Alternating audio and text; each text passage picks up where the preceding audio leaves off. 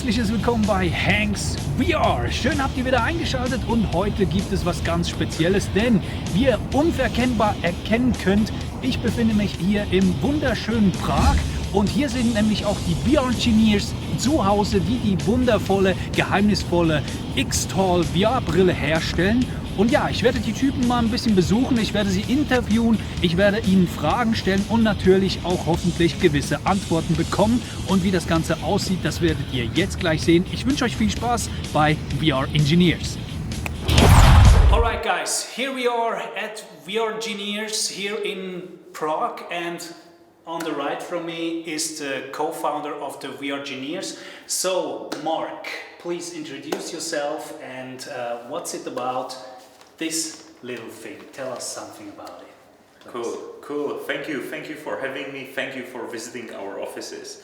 My name is Marek Polčák. As you said, I'm one of the co-founders of VRgineers, and we specialize in developing and manufacturing high-quality virtual headset. Mm-hmm. So we are not aiming for I would say mass gamers currently with this version of the headset, but we are producing them to be usable for industrial use cases like designing cars, testing and assembling airplanes, pilot training, etc. Okay. What's the idea behind it? Do you have also private stuff at home? That's what your idea was, or how did it start? Like basically, when I first read about the VR and heard about it, I got excited, right? As I would say everyone in community. And then I saw the first DK1, then DK2, and it was not where I expected it to be, to be honest. Like I expected it to be much more like nicer, wider field of view. Like I expected a perfect picture from what I read. But it was not there, and after a few attempts to gather some higher resolution, wider field of view, better quality headset, I found out myself in the situation that it's worth to develop it from scratch. With my friend, we wanted to create like experience for tourists visiting Prague. It was like a virtual fly above the Prague. So we got a quadcopter, we got GoPro rig for 360s, and we captured the footage. But then when you played it in any headset, it looked very, very bad, I would say. And then we decided, okay, we have to develop our own stuff to make it really vivid, lifelike picture. But then we found out, okay, the real need of such device is in industry. Because people like professionals from automotive or aerospace, they have these fabulous models, 100 millions of polygons, the best quality of materials. And then when you combine that with today's GPU performance, then the only missing piece is this kind of headset. I see. It's really high quality, and trust me, it's really high quality. I tried out, I saw really clear pictures and stuff, but how long did it take to achieve that kind of stuff? I mean, you had, I think, different prototypes. If you compare to Pimax, they also had some prototypes which weren't pretty good, but they were there. But how long did it take to achieve that? Literally years. And a lot of iterations, yeah. Okay. Because like we specialize in picture quality, and that's combination of displays, optics, and algorithms. And you have to basically improve all of those. With displays, you're limited because you have certain demand on the market, and you can use existing technologies. With optics, we spend really a lot of effort, time and money in developing our own non-Fresnel lenses, which is super important because with our lenses we are able to utilize much more space of the display, and we are not having those problems as Fresnel lenses has, like foggy picture, that much of the chromatic aberration and other artifacts. What about distortion? It's limited. It's limited. It's limited. distortion is challenging thing, I would say, for any kind of headset and especially for wide field of view.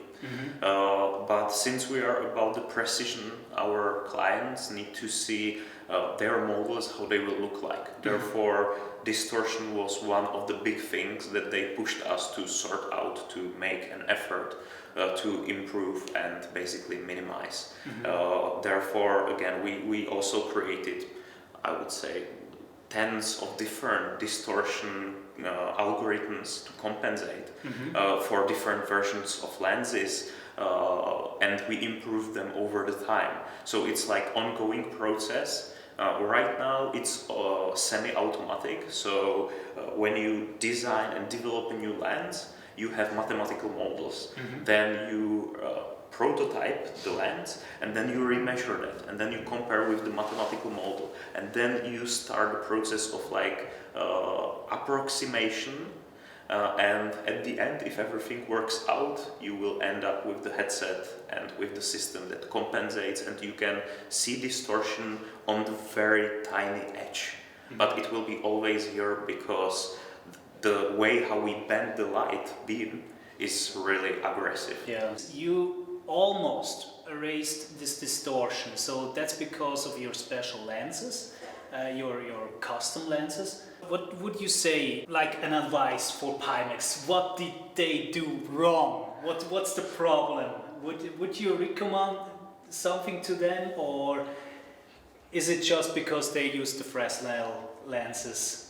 The Fresnel lenses for sure has impact on that, but at the end it's about deep mathematical knowledge and models. Yeah. Because like if you use standard mathematical approaches for normal headsets, because they have very limited field of view, it's not applicable to the wide field of view. Especially because you don't have a symmetrical lens. It's very asymmetrical. You have a lot of peripheral and normal nasal area covered.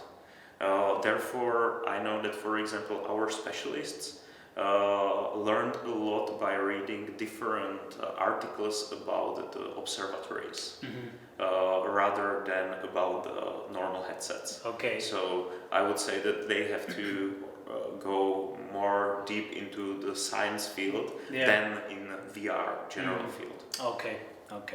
Pimax, listen. Good. So next question is about the software. So we already know it's compatible with Steam VR, but it doesn't run with Steam VR. It runs with your custom software. So is it similar to the software, or what kind of software is it? Yeah, so the way how it works, if you are a developer and you want to develop for this headset or buy it, you will get a library plugin for your engine. For example, Unity, Unreal, Unigine, many others. So that one is easy. You just load it into your project, build it, and it works. But it's also compatible with Steam VR, and the way how it works is that you download our application, our VR tool, you install our driver, it searches your computer, finds the Steam VR, adds XTAL driver, and then you are able to play anything on Steam VR as you are used to with any other headset. Okay, so for our community out there, so is it compatible with also Oculus games? We made so far only compatibility to Steam VR. Steam VR, okay. Yeah, so open VR driver. Okay, and what you surely know about the Revive software. So if anyone got a Vive, he uses Steam VR, he's got this headset and he's using Revive with that headset. Will then it should work. It will work. So actually we have also compatibility with Oculus games, but just through with this third-party software. Okay. Yeah, it's not our native. Okay, all right, good. We also got eye tracking inside. So what's so special about that eye tracking? Why does it need eye tracking? The first version of the XTAL had quite slow eye tracking cameras. They've been used only to measure your IPD, so distance between the eyes. Now we are manufacturing updated version which already has cameras which can capture your eye movements up to 210 Hertz, which is very fast and allows you to gather information where a person looked, how intense it was, if there were saccades, like fast movements of the eye. And the reason why we are building it in, because in the future we want to go foveated rendering way, we want to go wireless way. But for that we need to lower the bandwidth, and the eye tracking is one of the key components. Okay, so you talked about the new version, the future version. When is it coming out, the new version?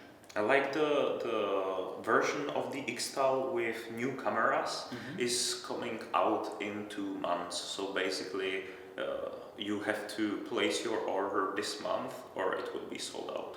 Okay, and what about those customers which already ordered? They get the new version. They are waiting for the new version. Okay, all right, good. Carlos Sanchez, greetings out there. So he's asking about your favorite mounting solution. So the PlayStation VR, for example, has a halo ring to mount it on your head. You got this stuff like here, which already looks like some technique of maybe Vive Pro and also PlayStation VR, which got the strap over here to fit it. So what's your favorite solution, and will it be in the customer version? I like the favorite for, I would say, me personally, is also the Halo from the Sony. Okay. The problem is we are not able to do that because the headset is heavier. So therefore you still need the top strap. Okay. But one day when we really strap out the weight and make it more compact, I hope that we will use the Halo as well. Oh, okay, that would be nice. Okay, good.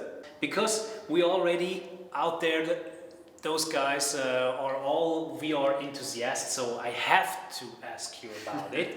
So they will blame me then. So what about the customer versions? Are there any plans, anything you can tell what you can tell? Always the customer version. Always the customer. I know. There are plans. Okay. I am very sorry I'm not able to disclose those with you. Okay, so because they are hidden here in this office, and they cannot leave. So you don't like the Velcro strap solution, and I have nothing against it. I mean, we are using it as well. The thing is, you want to make it, I would say, minimalistic. That it really does not disturb your feeling of the presence inside the VR. So, like, ideal will be if this headset levitate with you, without touching you at all, because then you will be completely immersed. You will not feel anything. Okay. You're in the place. Okay. What about the hertz? I mean, you right now have 70 hertz. Yes. So, are you going to reach 90 hertz, or are you staying with 70 hertz? We are trying to reach the maximum. With us, it's the priority number one is visual clarity, and then we are trying to perform as fast as possible. So right now it's 70. We have plans to go up without losing the visual clarity, but that's something on the roadmap that hopefully we will see this or next year. Okay, good. So, what are the specific trackings right now for these glasses? For these glasses, we made it compatible with a lot of different tracking systems. Of course, inside is inertial measurement unit, which means that out of the box it allows you to rotate inside scenes. But we have different kind of clip-ons. I will show you. I have one right here. So this one makes the XTAL compatible with Lighthouse 1.0 and 2.0, and we have different one for professional industrial tracking like AR tracking, OptiTrack, Vicon, and other systems. So if you have any kind of tracking and you want to use our headset, it will most likely work out of the box, and if not, we are willing to implement it. Okay, all right. So, if I want to buy this HMD, which costs a lot, anyway, I got the money, I want to take it at home, or you send it to me. What are the specifications? What do I need? Is it a high-end PC which I need, or does it already work with some high-end laptops, for example, or what are the specs? It depends, of course, about the content, right? If you want to only play 8K videos in that, you will be okay with NVIDIA 1060. But in general, we are recommending to have at least 1080. That's the one that you've played today with. But of course, if you can have 2080 Ti, then you can go up with the texture quality, anti-aliasing, and so on, and then the immersion really stands out. The headset has two fast-switching OLED VR displays, each one running native Quad HD resolution, which means 2.5K per eye. And you can connect it to any computer. I mean, it needs one power, one USB, and one display port, so it's standard. And also, maybe one thing worth to mention: a lot of customers need longer cables. We normally supply with 5-meter cables, but we have also extension to 20 meters optical cable. Okay, yeah. and what's the effect about it? Does it affect it, the 20? Just price. Okay, just price. But the performance is still the same with the 20 Completely. meters. Okay. Yeah, completely. Also, the cable is lighter because it's optic. Okay. So, what about the weight?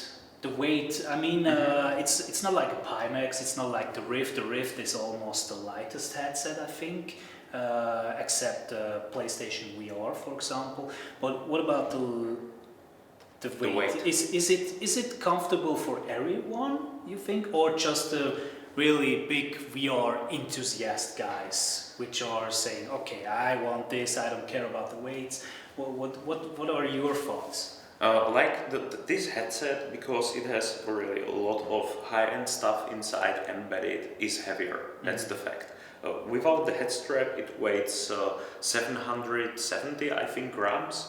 On the other side, it has, for example, leap motion sensor embedded. So if you compare it with Vive Pro, I think that with leap motion, it has about 670 or something. So it's not that much of the difference. But it's still heavier and it's bigger. So therefore it has bigger momentum. So when you will try to play like shooters with that, with zombies where you need to look around, I would not recommend it. But for example, for rally simulators or for flying training, it's great. Okay. I think that benefits the most. Okay. Yeah, that's what I thought. Because, for example, Pavlov. Did you play it, Pavlov?